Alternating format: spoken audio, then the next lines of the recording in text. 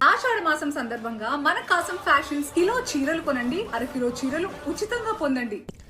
మీడియాతో చిట్చాట్లో సీఎం రేవంత్ కీలక వ్యాఖ్యలు చేశారు. గ్లోబరీనా సంస్థ కేటీఆర్ బినామీదే అని ఆరోపించిన సీఎం రేవంత్ అదే సంస్థ పేరు మార్చుకుని నీట్ నిర్వహించిందని చెప్పారు. గ్లోబరీనా పాపం కేటీఆర్దే అని ఆయన, కేటీఆర్కు చిత్తశుద్ధి ఉంటే గ్లోబరీనా పైన ఫిర్యాదు చేయాలని, నివేదిక వచ్చాక ఏం చేయాలో అది చేస్తానని తెలిపారు. నచ్చితే నజరానా, నచ్చకపోతే జరిమానా అనే ధోరణి కాదన్న రేవంత్ చట్ట ప్రకారం చర్యలు ఉంటాయని చెప్పారు.